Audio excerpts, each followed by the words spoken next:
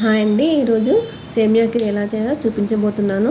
దానికోసం ముందుగా stove on చేసి ఒక బౌల్ పెట్టుకోవాలండి. దీంట్లో 1 టీ స్పూన్ నెయ్యి వేసుకోవాలి. నెయ్యి కాస్త కరిగిన తర్వాత ముందుగా జీడిపప్పును వేసుకొని వేయించుకోవాలి. 1 నిమిషం పాటు దూరగా అయ్యే వరకు వేగనివ్వాలి. చూడండి, జీడిపప్పు అనేది లైట్గా గోల్డ్ కలర్లోకి వచ్చేసింది. ఈ విధంగా రంగు మారాక నెక్స్ట్ అదే దాంట్లో కిస్మిస్లను కూడా వేయించుకోవాలి.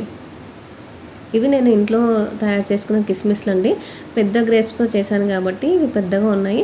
ఒకవేళ చిన్న గ్రేప్స్తో చేసుకున్నట్లయితే చిన్నగా వస్తాయి. ఇప్పుడు కిస్మిస్లు జీడిపప్పులు 1 నిమిషం 2 నిమిషాల పాటు వేగనివ్వాలండి. ఈ విధంగా పూర్తిగా రంగు మారాక వీటిని ఒక బౌల్లో తీసుకొని పక్కన పెట్టుకోవాలి. ఇప్పుడు అదే బౌల్లో 1 టీ స్పూన్ నెయ్యి వేసుకోవాలి. ఆ తర్వాత మనం తీసుకున్న సేమియా అనేది వేయించుకోవాలండి. నేను ఈ గ్లాస్తో సేమియా తీసుకుంటున్నాను. ఇది టీ తాగే గ్లాస్ కంటే కొద్దిగా పెద్ద గ్లాస్ అండి. ఆ గ్లాస్తో సేమియా తీసుకుంటున్నాను. ఇప్పుడు సేమియా వేసుకున్నాక నిదానంగా లో ఫ్లేమ్ మీద 2-3 నిమిషాలు దూరగా అయ్యే వరకు వేయించుకోవాలి. ఈ విధంగా సేమియా వేగిన తర్వాత ఒక ప్లేట్లో తీసుకొని పక్కన పెట్టుకోవాలి. నెక్స్ట్ అదే బౌల్లో ఏ గ్లాస్తో అయితే సేమియా తీసుకున్నామో అదే గ్లాస్తో 1 గ్లాసు నీళ్ళు, నెక్స్ట్ అదే 5 గ్లాసుల పాలను వేసుకోవాలండి. ఈ విధంగా తీసుకుంటే స్వీట్ అయ్యాక చల్లారక కూడా పలుచగా ఉంటుందండి, గట్టిపడదు. పాలు వేసుకున్నాక హై ఫ్లేమ్లో బాగా ఒక పొంగు వచ్చే వరకు మరగనివ్వాలి. ఈ విధంగా బాగా పాలు మరుగుతున్నప్పుడు మనం ముందుగా వేయించి పెట్టుకున్న సేమియాను వేసుకోవాలి. సేమియా వేసాక ఒకసారి అలా కలిపేసుకుని మీడియం టు లో ఫ్లేమ్లో ఒక 5-6 నిమిషాల పాటు మధ్య మధ్యలో కలుపుతూ ఉడకనివ్వాలండి.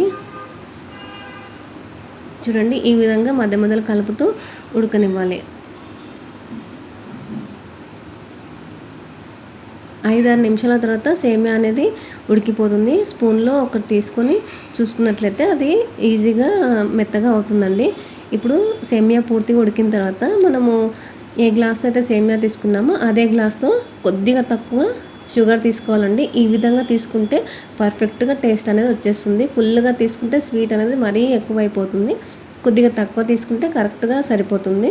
చక్కెర వేసాక ఒక 2-3 నిమిషాలు కలిపేసుకోవాలి. 2-3 సార్లు కలిపేసుకోవాలి. చక్కెర వేసాక ఒక 2-3 నిమిషాల పాటు చక్కెర పూర్తిగా కరిగే వరకు ఉడకనివ్వాలి. చక్కెర పూర్తిగా కరిగిన తర్వాత చివరగా 1/2 టీ స్పూన్ ఇలాచీ పొడి, అలాగే ముందుగా మనం వేయించి పెట్టుకున్న డ్రై ఫ్రూట్స్ని వేసుకొని ఒకసారి కలిపేసుకోవాలి.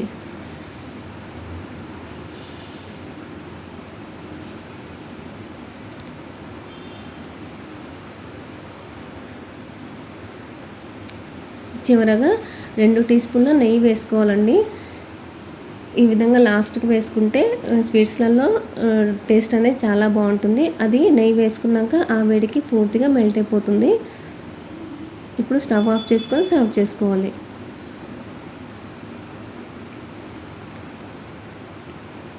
అంతేనండి, నోరూరించే టేస్టీగా ఉండే సేమియా కీర్ అనేది రెడీ అయిపోయింది. నేను చెప్పే విధంగా చేస్తే అస్సలు చల్లారాక గట్టిపడదండి, అదే విధంగా పలుచగా ఉంటుంది. మీరు కూడా ఒకసారి ఇదే విధంగా ట్రై చేసి టేస్ట్ చూడండి, చాలా బాగుంటుంది.